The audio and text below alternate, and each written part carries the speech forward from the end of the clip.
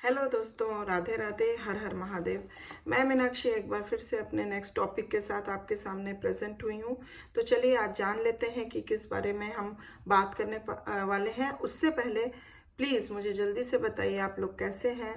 मैं आशा करती हूँ आप सभी लोग स्वस्थ और खुशहाल होंगे। तो चलिए इसी के साथ मैं आज का टॉपिक बताती हूँ कि आज इस सेशन में हम किस बारे में बात करने वाले हैं।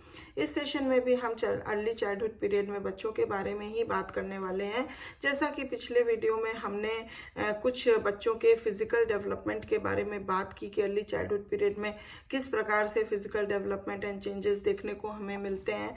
तो चलिए इसी प्रकार से उनकी कुछ फिजियोलॉजिकल हैबिट्स के बारे में हम इस सेशन में बात करते हैं। तो मैं आशा करती हूँ कि आप वीडियो में अंत तक जरूर बने रहेंगे। तो चलिए इसी के साथ शुरू करते हैं।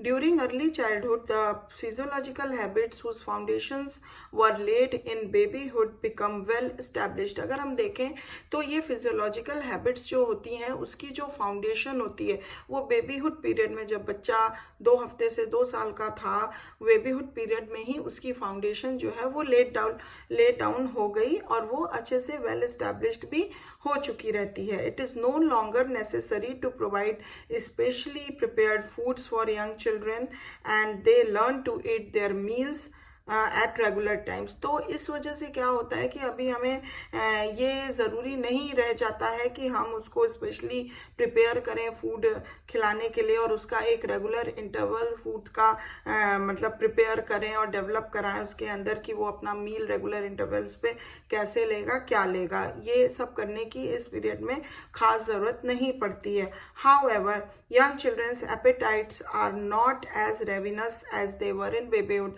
लेकिन हम ये भी देख सकते हैं कि बेबीहुड पीरियड के जैसा रेविनस एपेटाइट बच्चों का इस समय में अर्ली चाइल्डहुड पीरियड में नहीं रह जाता है।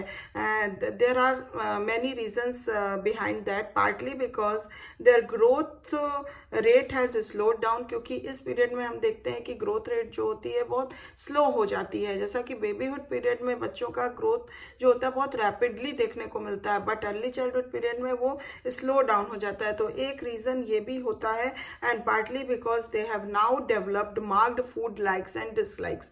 और जो कि वो थोड़े ग्रोन अप हो चुके हैं तो उनके खुद के भी खाने की चॉइसेस डेवलप हो जाती है, लाइक्स एंड डिसलाइक्स। तो इस कारण भी उनके एपेटाइट में चेंज होते हैं।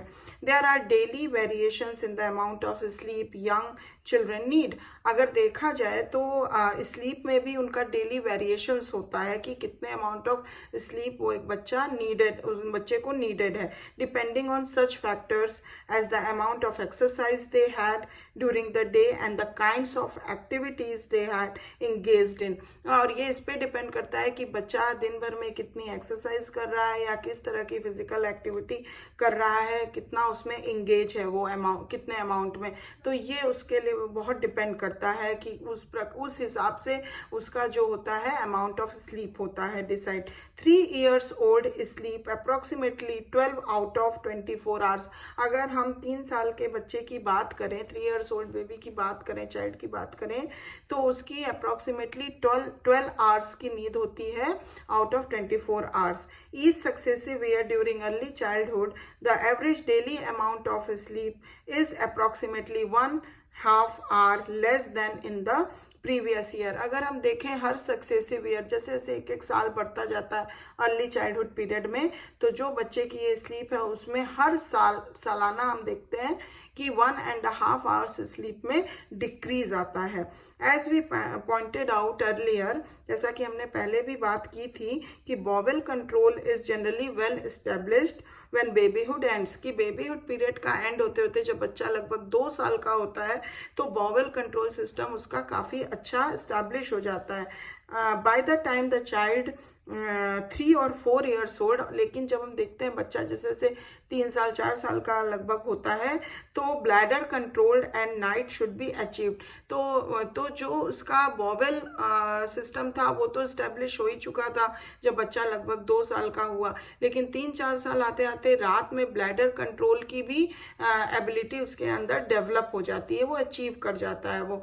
और by the time the child is ready to enter school, bladder control should be so complete that even fatigue and emotional tension will not interfere with it.